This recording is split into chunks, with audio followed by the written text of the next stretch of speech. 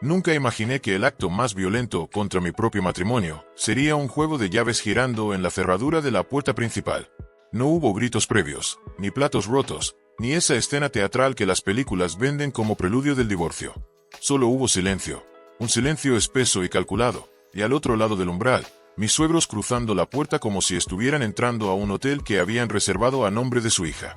Mi esposa los seguía con una maleta en cada mano, la postura rígida, la mirada fija en el suelo de madera que yo mismo había lijado un fin de semana de otoño. No me preguntó si podía quedarse su hermano. No me consultó si sus padres necesitaban refugio. Simplemente los instaló. Y en ese instante, mientras el clic de la puerta cerrándose resonaba como un disparo sordo en el pasillo, entendí algo que nadie te dice cuando firmas el acta de matrimonio. El amor no protege los derechos de propiedad, y la lealtad familiar puede convertirse en un arma de ocupación ilegal con la misma facilidad con la que se convierte en red de apoyo. Lo primero que hice fue respirar. Lo segundo fue llamar a mi abogado. Lo tercero fue entender que, a partir de ese momento, ya no estaba discutiendo con mi cónyuge. Estaba gestionando un incidente de invasión doméstica con ramificaciones legales, financieras y emocionales que, de no manejarse con frialdad quirúrgica, me dejarían sin casa, sin credibilidad y sin paz mental. Mi abogado, un hombre de voz ronca y paciencia de notario, me explicó la situación en términos que sonaban a manual de supervivencia urbana. No teníamos una orden de protección previa, no había historial de violencia documentada, y la casa, aunque estaba a mi nombre por herencia previa al matrimonio, había sido utilizada como vivienda conyugal durante años, lo que en la práctica le otorgaba a ella ciertos derechos de uso temporal. Eso significaba que la policía no podía simplemente entrar y sacarlos porque yo lo pidiera. Necesitábamos una orden judicial. Y para obtenerla, debíamos demostrar que la ocupación no consensuada alteraba mi derecho al uso exclusivo de la propiedad, que no existía acuerdo de convivencia ampliada, y que su presencia generaba un conflicto que sobrepasaba los límites de lo razonable dentro de un proceso matrimonial en deterioro. Mientras él redactaba la solicitud, yo caminaba por la sala, mirando las cajas apiladas contra la pared, la chaqueta de mi cuñado colgada en el perchero de la entrada, las zapatillas de mi suegra alineadas junto al sofá como si llevaran décadas allí. No era solo mobiliario descolocado. Era un mensaje claro. Si yo cedía, si aceptaba esto como un hecho consumado, el siguiente paso sería la reescritura de las reglas del hogar a su conveniencia. Y yo no estaba dispuesto a permitir que mi casa se convirtiera en un refugio temporal para una crisis que ellos mismos habían provocado. A los 3 días, la orden llegó. No fue un documento dramático, solo un par de páginas con sellos, firmas y un lenguaje técnico que resumía semanas de tensión en frases como interés legítimo del titular y ausencia de consentimiento expreso. La entregamos al departamento correspondiente y esperamos. No sé qué esperaba mi esposa en ese lapso. Tal vez pensó que yo me rendiría porque el proceso sería largo, porque los trámites judiciales tienen la lentitud deliberada de los ríos que erosionan la roca sin prisas. Tal vez creyó que, si los dejaba allí unos días más, la presencia física se convertiría en un hecho irreversible, que la inercia de la convivencia forzada obligaría a un juez a considerar su situación de necesidad familiar por encima de mis derechos de propiedad. O quizás, en su lógica particular, pensó que el sistema legal funcionaba con la misma regla que ella aplicaba a sus relaciones. Si lloras suficiente, si ocupas el espacio, si generas un escándalo controlado, el objeto ajeno termina volviéndose tuyo por pura fatiga del otro. Pero el sistema, cuando funciona, no se rinde por cansancio. Se rinde por evidencia. Y la evidencia, en este caso, era un papel con un número de expediente y un horario de ejecución. La policía volvió con la orden. Y esta vez, si pudieron hacerlo salir. No voy a mentir, uno de los oficiales parecía estar disfrutándolo. No con crueldad, sino con esa satisfacción profesional de quien ve un problema encajar en su procedimiento. Entró a la casa conteniendo la risa, como si no fuera la primera vez que ejecutaba un desalojo en medio de un divorcio, como si esos días fueran, paradójicamente, de sus favoritos. Tal vez porque en esos momentos las emociones humanas se reducen a protocolos, y los protocolos, por fríos que sean, traen orden al caos. Mi suegro protestó, alzando la voz, hablando de derechos familiares, de solidaridad, de cómo un yerno podía ser tan frío. Mi suegra lloró, no de tristeza, sino de indignación performática, como si el papel judicial fuera un insulto personal a su linaje. Mi cuñado se quedó en silencio, mirando al suelo, sabiendo quizás que su presencia allí era el eje del conflicto. Y mi esposa, finalmente, empezó a decir que yo era violento físicamente, que su familia podía respaldarlo, que temía por su integridad, que necesitaba protección. En ese preciso instante, Sentí un segundo de frío en la espalda. He visto a muchas personas caer por una mentira bien estructurada. He leído casos en los que una acusación lanzada en el momento exacto, sin pruebas, sin testigos imparciales, sin lesiones, basta para congelar cuentas, restringir accesos y destruir reputaciones. Hasta cierto punto, lo esperaba. Pero esperar algo no lo hace menos peligroso. No es una situación en la que quieras estar, incluso cuando sabes que la acusación es táctica, no factual. El oficial fue bastante seco. No se dejó llevar por el drama. Dijo, con voz plana y precisa, que no era el primer desalojo en medio de un divorcio que atendían, que en ese momento estaban allí por una orden concreta y ejecutoria, y que si ella quería hacer una denuncia por violencia, podía hacerlo, pero que sin lesiones, sin pruebas médicas, sin reportes previos y con una situación tan claramente conflictiva y reciente, eso no iba a detener el cumplimiento de la orden. Nunca pensé que agradecería que la policía tuviera las manos atadas por el procedimiento, pero ese día jugó a mi favor. No podían echarlos en orden la primera vez. Sí. Tampoco podían convertir una acusación lanzada en medio del desalojo en un escudo automático contra la orden. No. Salieron, uno tras otro, con sus cajas, sus maletas, sus miradas de reproche. Mi esposa se fue con ellos. No sé a dónde, pero me mandó mensajes insultándome, acusándome de tirano, de desleal, de haber destruido su familia. No respondí. Cada mensaje lo reenvié a mi abogado. Su primera instrucción fue clara. No confrontar, no devolver los golpes, metafóricamente hablando. Y si había golpes físicos de ella, documentarlos, pero no interactuar. La casa estaba hecha un desastre. No un desastre de vandalismo, sino un desastre de ocupación abrupta. Cajones abiertos, ropa tirada, sillas movidas, la cocina con platos apilados que nadie había lavado, el baño con toallas usadas, el suelo con huellas de zapatos que no eran los míos. Tal vez yo la veía así porque estaba furioso, pero también porque el desorden era la manifestación física de la invasión. Grabé todo antes de siquiera ponerme a limpiar algo. Cada habitación, cada detalle, cada objeto fuera de lugar. Quería que quedara registrado como prueba para el divorcio. No por venganza, sino por precisión. El divorcio no se gana con emociones. Se gana con cronologías, con fotografías, con facturas, con correos electrónicos, con declaraciones juradas. Y yo estaba dispuesto a construir una. Voy a quedarme en la casa por ahora, con las cerraduras cambiadas. Esto, permitido por mi abogado, quien me advirtió que, aunque la casa era mía, existían matices legales sobre el uso conyugal temporal que debían manejarse con cuidado. No quería hacer una estupidez que después me costara dinero en multas o en retrasos procesales. Por eso, cambié las cerraduras, instalé cámaras en los accesos principales, configuré alertas de movimiento, y guardé las llaves en una caja fuerte pequeña en mi escritorio. Si ella tiene derecho a entrar o no, eso se está manejando con cuidado legal, con solicitudes formales, con calendarios de visitas supervisadas si fuera necesario, con todo el andamiaje burocrático que separa un hogar de un campo de batalla. Por ahora, ellos están fuera. Mi esposa parece furiosa. Mi abogado está más animado que yo, lo cual siempre me parece una mala señal porque significa que hay factura por venir, pero al menos estoy en casa y no pagando una habitación de hotel. Y aunque el silencio de la casa después del desalojo pesa como un manto húmedo, prefiero el peso del silencio al peso de la ocupación forzada. Todos los recibos y pruebas de lo que causaron son parte del divorcio. Estamos buscando que mi esposa se haga cargo de todos los costes porque, al final, es su culpa.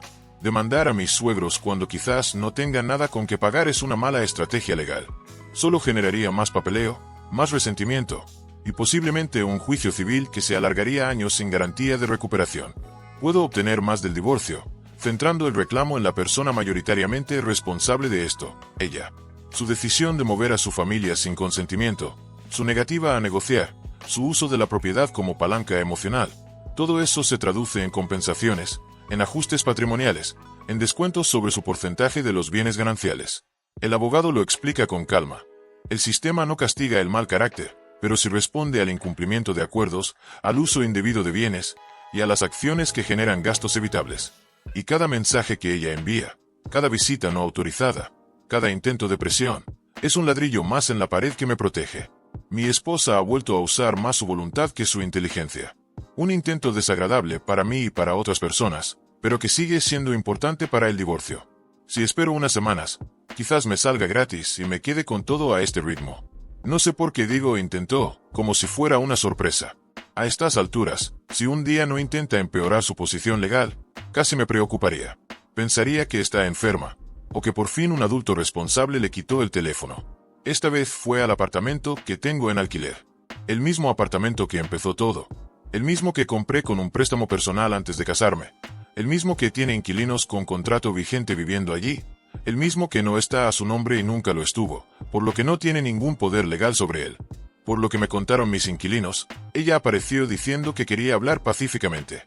Pobres mis inquilinos, que no sabían toda la tormenta que se estaba desatando a sus espaldas por su hogar. No les había dicho nada para no meterlos en mis problemas privados y personales. Tampoco esperaba que mi esposa llegara tan lejos. Al principio, dicen que sonaba amable.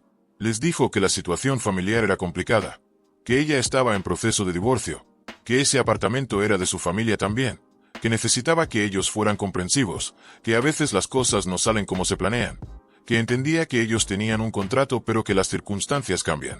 Mis inquilinos, que son personas normales, trabajadores, que solo querían vivir en paz, lo único que dijeron es que tenían contrato, que pagaban a tiempo, que cualquier cosa debían hablarla conmigo, que así había sido siempre, que no podían tomar decisiones sin mi autorización escrita.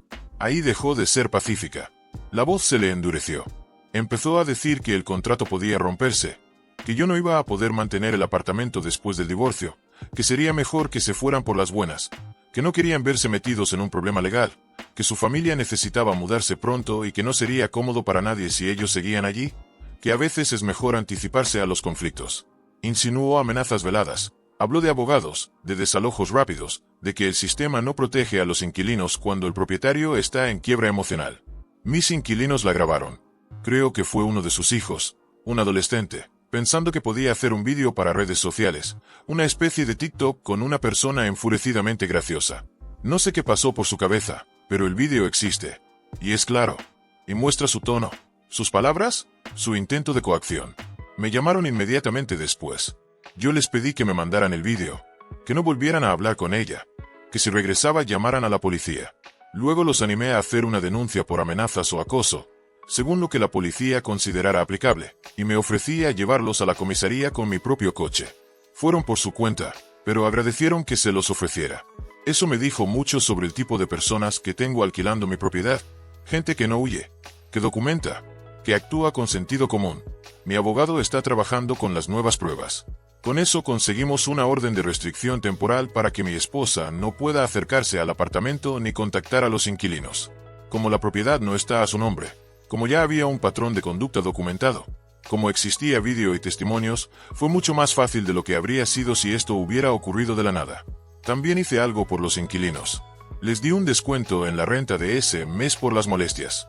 No porque tuviera obligación legal, sino porque no me parecía justo que ellos pagaran el precio de mi divorcio cuando no lo pidieron, cuando no provocaron nada, cuando solo querían vivir en paz. Firmamos un documento sencillo donde quedó claro que el descuento era por las molestias ocasionadas por el comportamiento de mi esposa, por el tiempo que tuvieron que invertir en la denuncia, en los vídeos, en las comunicaciones, en el estrés. Mi abogado planea reclamarle a mi esposa ese dinero en el divorcio. Cada vez que mi esposa hace algo, es una hoja más en el expediente. A este paso, nos vamos a quedar sin árboles para talar.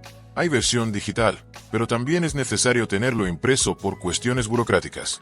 Las carpetas crecen, los sellos se apilan, los calendarios judiciales se llenan. Y yo, mientras tanto, sigo yendo al trabajo, sigo comprando café, sigo durmiendo en mi cama, sigo respirando después de la orden. Mi esposa me escribió. Se estaba quejando conmigo porque no estaba haciendo lo que quería. En resumidas cuentas, sería gracioso si no fuera porque es un poco triste en este momento. ¿Cuánto más quiere perder por este capricho? No le alcanza con perder un matrimonio, con perder dignidad, con perder algo de dinero. ¿Necesita perder más? Mis suegros, por supuesto, están furiosos conmigo. Según ellos, yo dejé a su familia sin opciones. Por suerte, no tengo que tratar con ellos. Solo tengo que lidiar con los mensajes de mi esposa. Mi abogado también, pero al menos cobra por eso. Sobre mi cuñado, los servicios de protección infantil hicieron seguimiento después del reporte inicial, y por lo que sé, comprobaron que ahora están en casa del tío otra vez, solo que ahora está más abarrotado el lugar, ya que mi esposa debe estar con ellos. Eso explica la desesperación por ir a amenazar a mis inquilinos. La presión familiar se cerró sobre ella, y en lugar de buscar soluciones legales, buscó presionar a terceros. En cuanto a la casa, sigo viviendo allí. Mi esposa no ha vuelto a instalar a nadie, aunque ha intentado recuperar cosas varias veces. Todo se está coordinando por abogados para evitar escenas o posibles nuevas acusaciones. Actualizaré cuando haya algo más definitivo en cuanto al divorcio. Con suerte, la próxima actualización será sobre la finalización y no sobre mi esposa haciendo algo más ilegal que la última vez. Admito que ayuda con mi caso, pero a este paso no faltan muchos escalones para que lleguemos al asesinato. Yope soy yo precisamente, lo cual no me gustaría. Me complace decirles que el divorcio terminó. No voy a decir que fue rápido, barato. Un proceso espiritual que purgó mi alma y me dio paz astral. Fue lento, caro, agotador. Me enseñó que es mejor adoptar un animal del refugio antes que casarte de nuevo, porque al menos el animal no te lleva a una sala de audiencias con facturas de hotel y órdenes de restricción. Pero todo terminó, y eso es lo positivo del asunto. Conseguí quedarme con la casa. Esto no era seguro al principio, porque la casa donde vivíamos sí era un bien marital, no como mi apartamento heredado. Pero mi esposa hizo tantas cosas durante el proceso que su parte fue reduciéndose como helado al sol. Hubo compensaciones, costos, reclamos y descuentos. Recuperé el dinero perdido por el descuento que tuve que dar a mis inquilinos después de que ella los amenazara. También hubo una compensación por parte de los gastos y el estrés causado por sus acciones durante el divorcio, especialmente lo relacionado con meter a su familia en la casa, obligarme a conseguir una orden y luego acosar a los inquilinos. Tampoco me puedo olvidar de los días de hotel hasta el desalojo. Todo eso salió de la parte de la casa que le correspondía. Al final, compré la parte restante y me quedé con la casa. Y sí, me la quedé porque me gusta.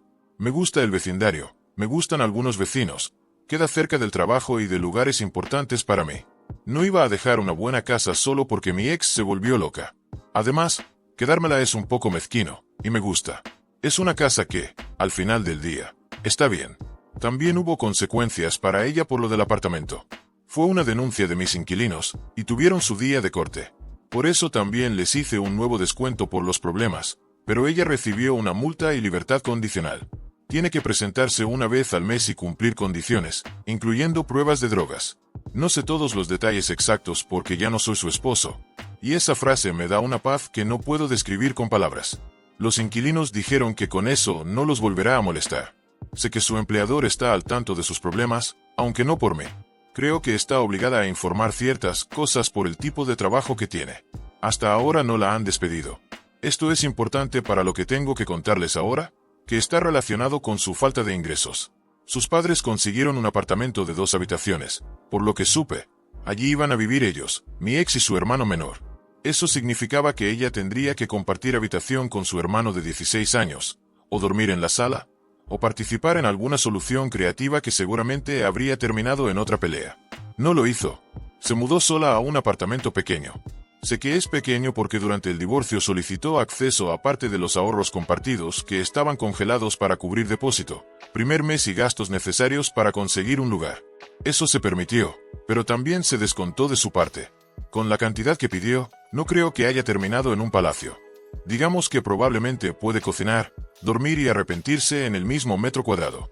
Tal vez exagero, pero no mucho, porque no solicitó demasiado dinero y los apartamentos en esta ciudad son costosos. Creo que con suerte le consiguió una habitación con cucarachas del tamaño de una cabeza de bebé. A menos que su empleador le haya adelantado dinero, lo cual no creo posible, es todo. Mi apartamento sigue alquilado. Los inquilinos renovaron.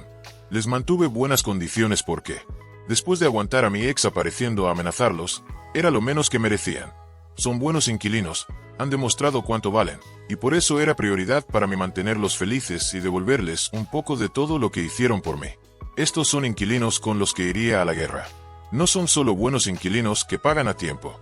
Son personas que entienden que un hogar no es solo un contrato, sino un acuerdo de respeto mutuo. Mi ex y yo no hablamos. Todo contacto que queda pasa por correo o abogado, si es necesario. Ella intentó enviarme un último mensaje luego del divorcio, lo que me recordó bloquearla. No sé lo que decía el mensaje porque solo vi la vista previa, y parecía que era largo.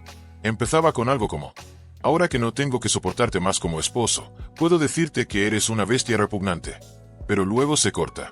Probablemente le tomó mucho tiempo escribir todo lo que decía ese mensaje, pero ya no estoy obligado, ni por mi estado civil ni por Dios, a leer algo de ella. Ope feliz, Final feliz. Supongo. Creo que puedo abordar algunos comentarios ahora que es probable que no vuelva a actualizar. Siempre existe la posibilidad de ser conciliador, de intentar reparar un matrimonio cuando está a la deriva, como cuando comencé a escribir. Sin embargo, a todos aquellos que dijeron que romper un contrato pagando las penalizaciones no era tan grave como un divorcio, realmente piensan que mi esposa merecía esa molestia. Ni siquiera hablo de todas las cosas ilegales que hizo después, que al momento de mi primera publicación no tenía forma de saber. Me parece que el ultimátum es suficiente para saber que era la mejor decisión, pero así soy yo. No rompo contratos por capricho. No invado hogares ajenos. No uso a terceros como escudos emocionales. No confundo la desesperación con el derecho. Y cuando el sistema funciona, aunque sea lento, aunque sea caro, aunque sea desgastante, prefiero confiar en él antes que ceder ante la lógica de quien cree que el espacio se gana por ocupación y no por acuerdo. Hoy, la casa está en silencio. Las cámaras graban solo el paso del viento por el jardín. Los inquilinos pagan el día primero. Mi abogado cierra la carpeta. Y yo, por fin, puedo respirar sin calcular el siguiente movimiento. No fue una victoria épica. Fue una supervivencia documentada. Y a veces, eso es suficiente.